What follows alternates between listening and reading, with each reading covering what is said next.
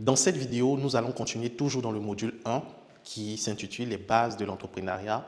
L'entrepreneuriat n'est pas de l'improvisation. Nous allons voir comment passer d'étudiant à entrepreneur, de salarié à entrepreneur. Les étapes à suivre pour faire cette transition, cette conversion avec succès. Ici, on démarre avec ce qu'on appelle le cadran de cash flow. Le cadran de cash flow qui a été mis en place par Robert Kiyosaki. Donc ici, il nous présente 4 phases ou 4 éléments d'acquisition de l'argent. Donc, il nous dit, la première méthode pour gagner de l'argent, c'est d'être employé. C'est de chercher un emploi, ce qui n'est pas mauvais. Je l'ai dit à l'entame, moi qui vous parle, je suis salarié et entrepreneur.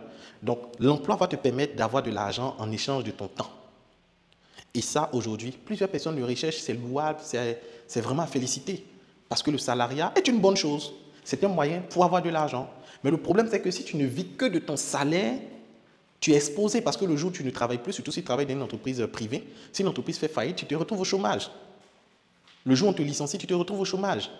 Si tu n'as pas fait suffisamment d'économies à ta retraite, la vie sera très difficile.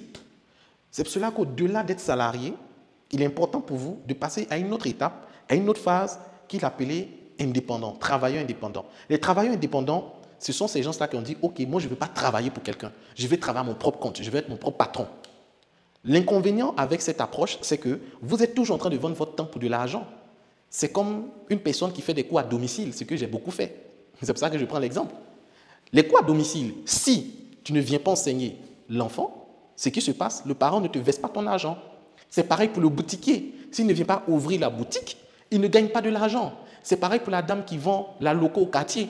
Le jeune ne vient pas ouvrir son allocodrome, elle ne gagne pas de l'argent. Donc, ce qui se passe avec les travailleurs autonomes ou les travailleurs indépendants, c'est que dès qu'ils tombent malades, le business tombe malade. Dès qu'ils voyagent, le business voyage. Dès qu'ils vont aux funérailles, le business va aux funérailles parce que derrière, le business est centré sur eux. Le système est centré sur eux. Ils ne sont pas là, le business n'est pas là. Et ils sont toujours dans le schéma de vendre le temps pour de l'argent. Ce n'est pas mauvais, mais tu ne dois pas t'arrêter là. Après, nous avons la troisième phase, entrepreneur. Un entrepreneur, c'est quelqu'un qui bâtit un système.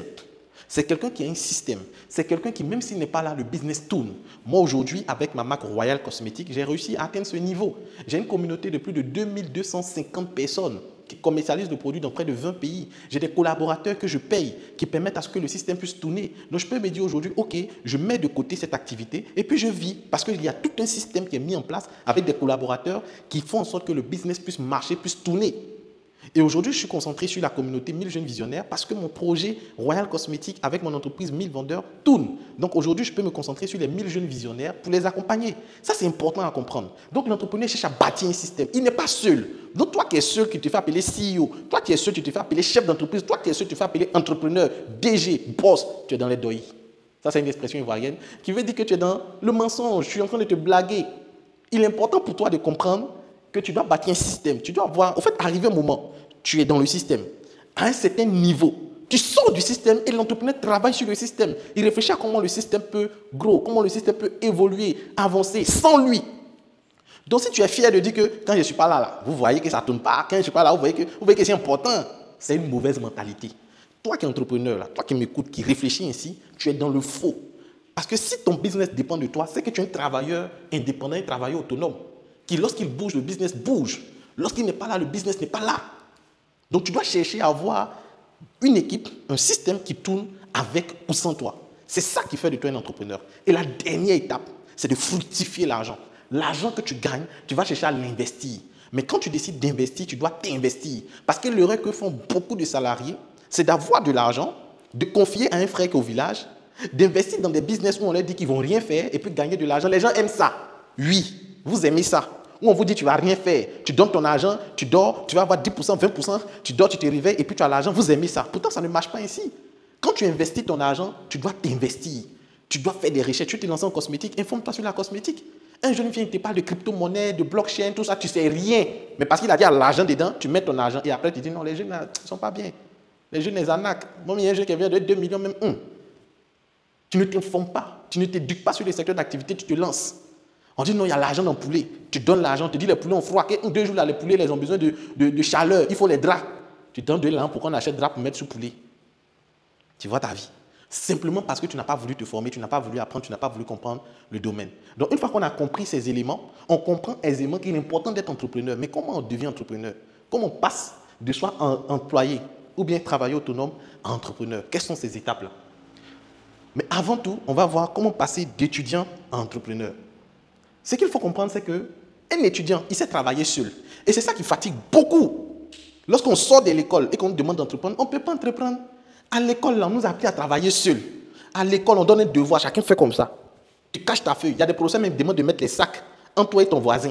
C'est dans cet environnement. À l'école, tu ne peux pas montrer à ton voisin au cours d'un devoir parce qu'ils vont dire que vous êtes tricher. Donc, à l'école, on nous apprend à travailler seul. Tu vas à l'examen, tu es seul devant ta copie. Tu es au devoir, tu es seul devant ta copie. Même quand on donne travail de groupe, regardez comment c'est compliqué de faire des travaux de groupe. Parce que les gens ne sont pas habitués à travailler en groupe. Lorsqu'on est étudiant, on résout des problèmes isolés, abstraits et de type sciences dures. On va te donner un exemple pour dire qu'il faut calculer cotangente, tangente. Moi, j'ai fait lycée scientifique, j'ai 3 baccalauréats. C'est important. Mais ce n'est pas important dans tout secteur d'activité, cotangente, tangente. Je ne dis pas que ce n'est pas important, mais je dis qu'il y a des domaines spécifiques qui ont besoin de ça. Mais à l'école, surtout ceux qui ont fait le système général, on nous forme de façon générale. Donc, on nous montre des choses qui souvent ne sont pas forcément pertinentes pour notre avenir, qui ne sont pas forcément nécessaires pour notre avenir. Et on traite des choses abstraites. Tu vois quelqu'un, il est à l'école, il a 18, il a 19 en physique-chimie. On parle de précipité rouge brique. On dit bleu violacé. Il ne sait même pas de quoi on parle. Et pour être gradué, il n'a pas encore vu. Mais il valide, il a les 18, les 17. Quand il sort de là, il ne peut rien crier. Mathématiques, il ne maîtrise rien quand il sort de l'école. Il est fort à l'école, mais quand il vient dans la vraie vie, c'est autre chose. Et c'est ça le problème avec le système éducatif qui est bon, mais qu'il faut réformer. Le système éducatif, c'est bien, mais il faut réformer parce que derrière, voici ce que les étudiants, le contexte dans lequel ils évoluent.